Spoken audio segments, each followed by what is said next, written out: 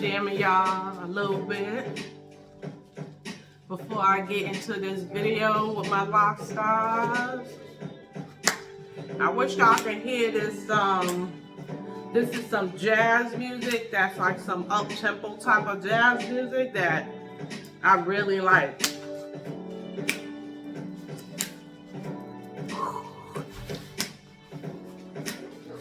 We are gonna have a nice build today, guys. We're gonna be talking about something that's very important to my fellow locticians.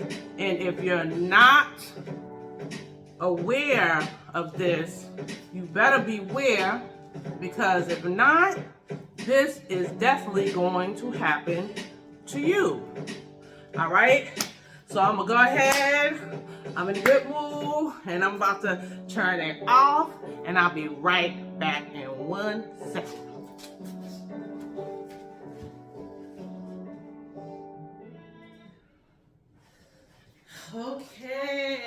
Okay. Welcome, YouTube family. Welcome back to my channel. Let me push this back out here a little bit. Welcome to my channel. This is Phase Lock Life.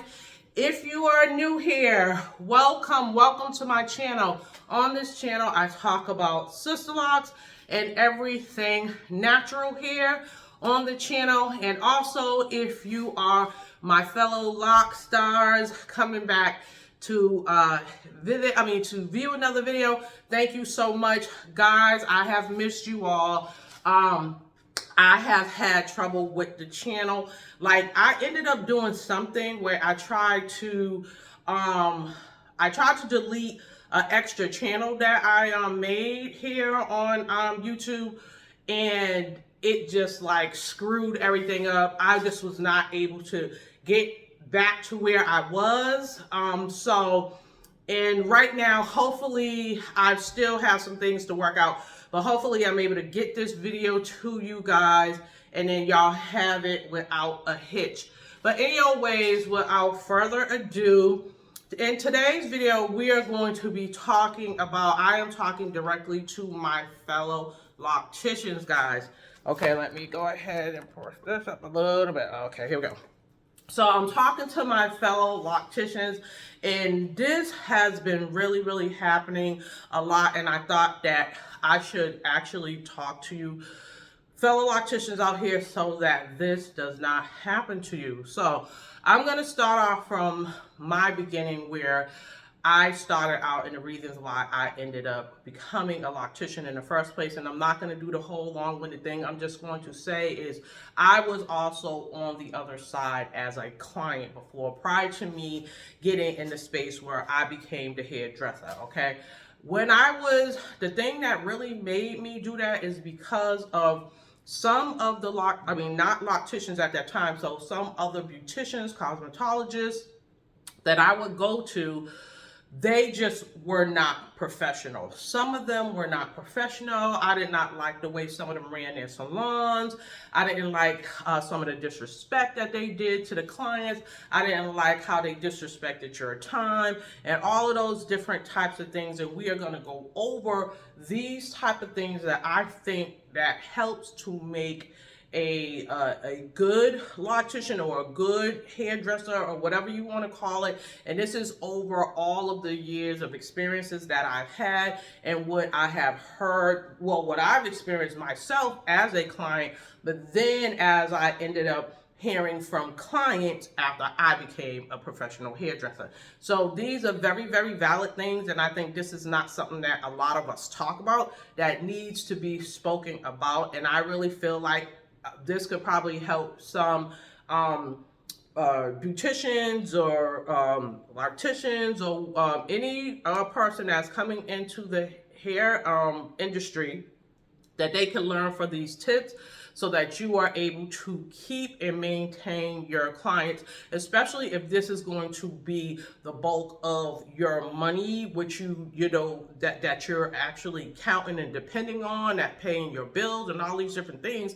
These are things that you are definitely going to have to keep in mind if you want to keep your clients, because if you don't do these things, you will for sure 100% eventually lose your clients. So I wrote down some things here on my handy dandy little board, and these are some of the things that I want to discuss, and I definitely know that this will help you because clients have come to me because of this reason, okay? So one of the things that you should do when you are out here as a hairdresser, and most of these things is like common sense, most of these things people should know, but you will be shocked and surprised how many people actually don't do these things or don't keep up with what they should do, okay? So the first thing is keep up with your credentials, guys. You must keep up with your credentials. Whatever it is you need to do, whether you went to cosmetology school, then you had to go do your boards and then get certified as a professional cosmetologist. Make sure you have that licensure. Make sure you keep up with that. There are times where you may have to, because I know back in my day, we had to pay a certain amount. I believe it was like once a year, $50, and then you just had to do that in order to keep up with your license, and then they would renew that and mail you back out your current certificate for cosmetology. So you definitely need to make sure you keep up with that if that's what you're doing. If you are doing sister locks, and you want to continue to be a consultant or an approved trainee or any of those things, make sure that you keep up with that. Make sure if you might need to brush up and take a class or whatever it is that you need to do, they need to be able to. If you're claiming you do sister locks, they should be able to go on sisterlocks.com and find your name under what you're saying you are. So in whatever state you are or whatever that is, you should be able to do that. I mean, you should be keeping up with that, because I definitely have come across some people that have claimed to be doing sister locks or whatever else, and they didn't keep up. They may have had their credentials at first, but didn't keep it up, but they're still actually practicing hair, although they're not up to date on that. And if you get caught doing that, you can definitely get in trouble, guys. So make sure you're doing that. And to be honest with you, if you're a type of person that's just doing locks, I would suggest that you even take a hairdresser's course, because it's more than just locks, just doing locks. Because if a person starts to want to introduce chemicals to their hair, which is colors and things like that, it may not be relaxers anymore, but they still will want to put a color on their hair. And unless it's an absolutely natural color like a henna, it's going to be a chemical. If a person, you got older people wearing locks, you got all types of people wearing locks, and no matter whether they're young or old, people could be sick, they could be on medications, high blood pressure medicines, or all different sorts of different things, and you need to know how that chemical will affect their hair, okay? So keep that in mind, because you can afterwards get sued by someone if they end up with damage because you don't know what you're doing or how to really examine someone's hair or ask these pertinent questions, okay? So number 2, be professional and be knowledgeable about what you are doing, guys. This is very important. Like there were times when I was looking for people to do my hair for whatever it was I was trying to get. It would be as simple as a phone call where I would call somebody, hello, or who is this, or whatever, or it just, whether you're on the phone with someone, whether they walk into your establishment or whatever, you have to present yourself in a professional manner. If you're a type of person that you're a business owner, you know that at any given moment, a client could be calling you or whatever it is, or anything like that, you need to always have your kind of like professional little armor on at all times, because you can come across clients and you will lose someone before you even get them in your door just by how you're presenting yourself. And that I know for a fact. I have done that with certain people where I was looking to get something done and I just completely was like, oh, hell no, that's out. I'm not going over there. Like, you could just kind of tell nobody wants to put up with anything that they perceive as an attitude or what they may have to, deal with in the future. Trust me, it's not going to happen. Another thing that I would say at least about that is if you have you may want to consider getting two phones. Maybe you get a business phone and then you just have your regular phone, because you'll know for sure that if that business phone rings, then you know that that is business, and then for whatever reason that for sure you need to conduct yourself professionally whenever you answer that phone. Okay, guys, that's the idea for that. Okay, number 3, be respectful to your clients, guys. I have dealt with that personally, as well as other clients that I have spoken to, and they talk a lot about how they have dealt with hair professionals that are disrespectful to them, and that kind of like, and you know what, fellow locticians, we have to keep this in mind. I know sometimes when people are counting on you, and it may not be many of us around, and you have all these people that are vying for your time and your talents and your skills. Sometimes, I have definitely seen other fellow locticians that can get a little bit uppity sometimes, or start talking down to them like, well, you don't like what I'm doing, you could go find somebody else, or you could do this, or you could do that. And the thing about it is, yes, you are sitting in that position and people do need you, but you know what? It's like you can get, you can attract more bees with honey than an attitude like that. That is something that you really, if I was you, I really would not adopt that, because again, that was one of the main reasons why I became a hairdresser myself, because I knew for a fact that I didn't like it when it was done to me, and I didn't want to do that to customers. I wanted them to know that there are professional hairdressers and locticians and all that out here. There are good, because I have met some extremely professional hairdressers or professional people that I even look up to and even got some pointers from. So I definitely wanted to be on that end of it, to kind of give some of these clients out here a break, because they don't deserve to be treated in a disrespectful manner, guys, and that's just real. Okay. Number 4, respect your time as well as the other person's time.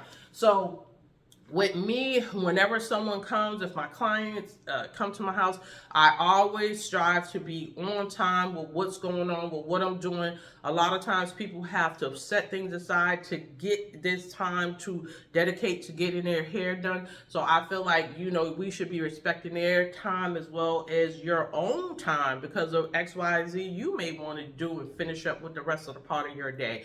What I do is, from upon a person coming to my home to me getting to their hair, that's a 15-minute window for me. I mean, and that's if a person wants to come sit down here and have a coffee or something in the morning, or whatever they're doing, have their quick breakfast, or me maybe if I'm running late or whatever. But all of that is that grace period, just like at any job, like where they'll give you that 15-minute grace period to get it all together before you get to working or what you need to do. That is what I have adopted for me. I do that as well. I give myself that 15 minutes, so that between the client and me, and then after that, it's on to the work. Okay? So after that, okay, number 5, make sure that your environment is a stress-free environment.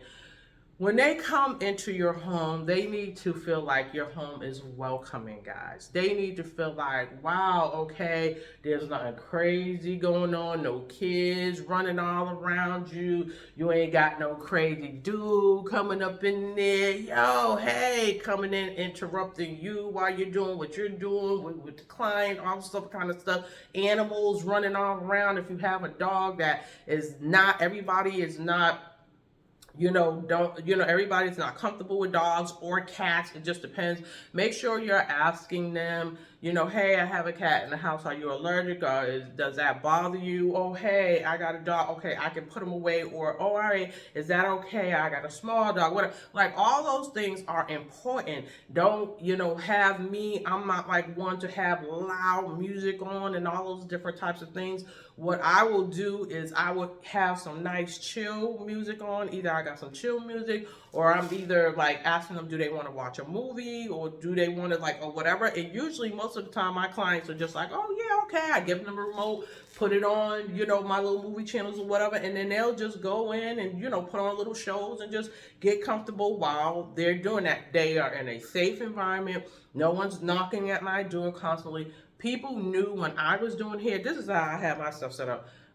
All my, whether it was my family, my friends, anyone who called my house, if I had a client, they automatically knew that they had a couple of minutes to say what they had to say, and then that was that, and they knew not to bother me, and they knew to keep it respectful. Even my daughter, she understood when I had clients, if she had something to say, it was quick, fast, on mine, blah, blah, blah. If I was with someone at time, there were times when I were in relationships and they understood, but they knew to me that that was very important and that they needed to respect my time when I was earning money, and also respect my client so that my client felt comfortable in my home. So I always made it a point to make sure my environment was nice and peaceful, and that they felt stress-free while they were getting their hair done with me.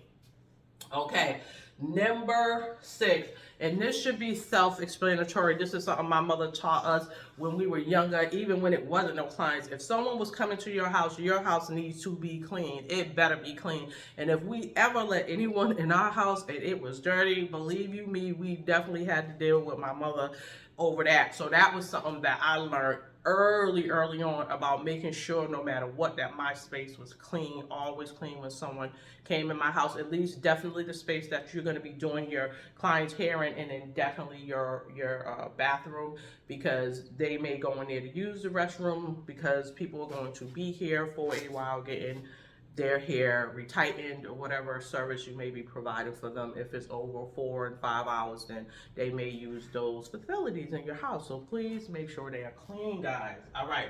7, offer client light refreshments. Some people may not. I've been to places where those things were offered, and sometimes they were. With me, I always at least offer water.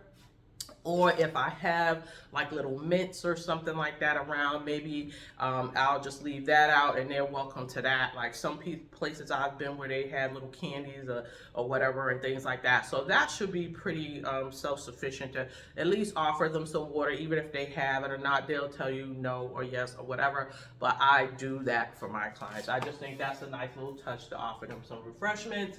Number 8, offer advice to your clients regarding the condition of their hair. So if a client is coming to you and you're doing their hair and all this other kind of stuff, and I know they're just coming there to get that service, but I also make sure that I'm always looking at the condition of my client's hair. If I'm noticing anything in their hair, or some thinning over here, or if I'm noticing, wow, you got some lint buildup in your locks, or if I'm this and that, and make sure you're offering suggestions towards things that you are noticing. So I think that kind of kicks in with me because of the fact that I took cosmetology class, because they taught us so much more about scalp conditions and the hair, this and that. So you're just gonna learn so much more about that will automatically come to you if you notice something or you see something. Then you offer it to them, and I'll offer them advice as to do some of the things.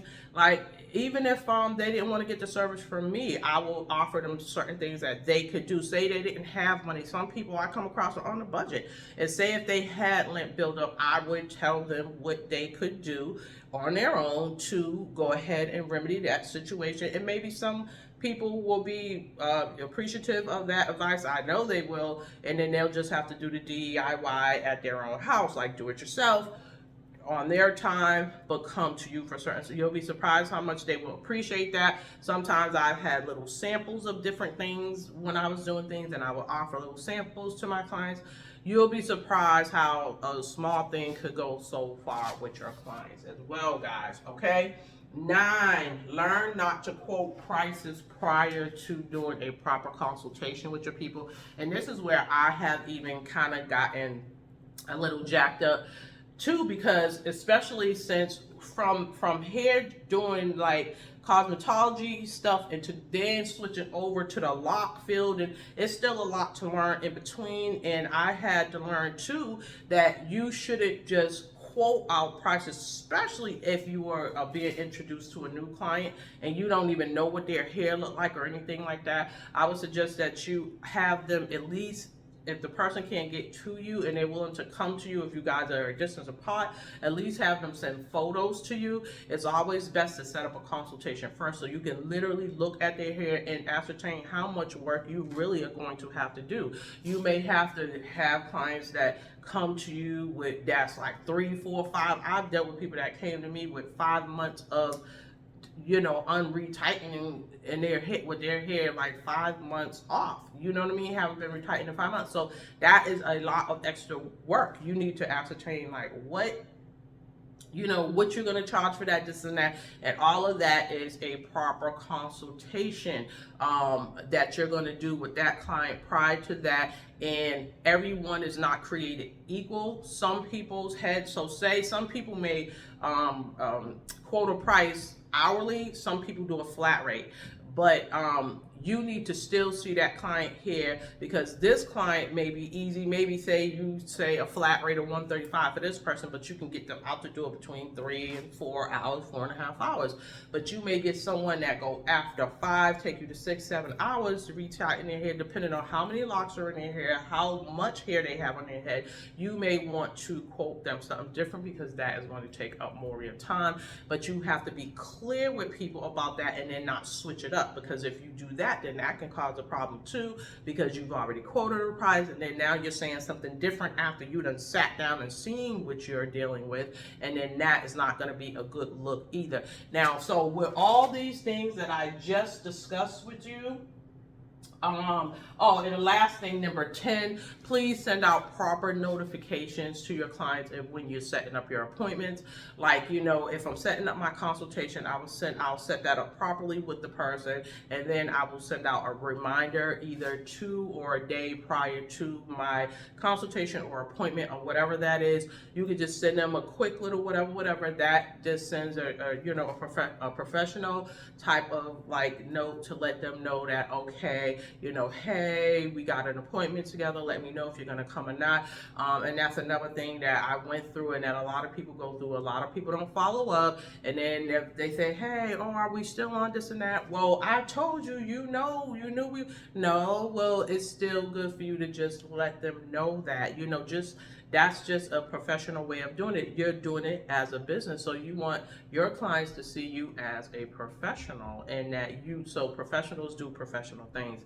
So that's what I have to say about that. And these things, when they're not done, all these things that we're talking about, if you don't do these things, you will definitely lose clients. That is an absolute guarantee, because most of the clients that have come in here that talked about several things, they left the person that they were dealing with because of all of these things. So if you're gonna go ahead and do all of these things here, I guarantee you will, not 100%, but for the most part, unless someone's moving somewhere, relocating, or it's just maybe they feel more comfortable with someone else or whatever the case may be. But it's very rare that that's going to happen, that if you conduct yourself in a very professional way, fellow locticians, you will most definitely keep your client. You will keep your clients. They talked about I'm trying to think about if I should go ahead and just do the things that the clients, no, I'm going to talk about it now.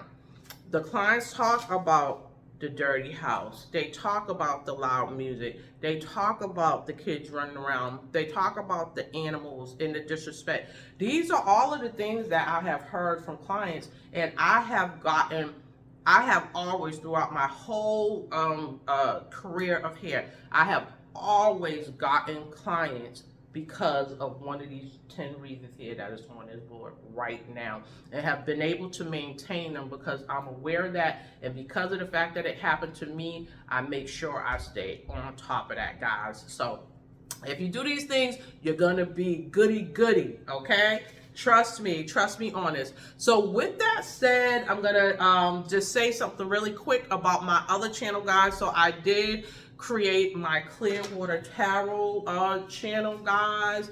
This channel right here, and is broken up just like that. It's like this Clearwater Tarot, and on that channel I talk about other things like horoscopes. I'm going to be doing tarot cards over there. I'm talking about crystals over there. I'm going to be doing the wellness series over there because all of that goes together. So if you're one of my lock stars over here and you want to go ahead and check that out, please do go over there and support me over there on my second channel. I have finally uploaded one video. It is Scorpio season, guys. Scorpio season. I happen to be a Scorpio, team Scorpio as well. I'm a Virgo rising and a Cancer moon. So guys, go over there and support your girl. Go light up the space over there too. I would certainly appreciate that. Like, share over there. So if you like what I said here on this video and you got some value from it, and I really hope and pray that, especially you newcomers coming in, that you keep this heed, take heed to this stuff, because I'm telling you right now, you will find it very hard to keep your clients. You may get them, but you will definitely have a problem keeping them and sustaining them. And if you're counting on this money, you definitely don't want to do that. So okay, so like, share, and subscribe, guys. And as always, sharing is caring, and I'll see you in the next one. Peace.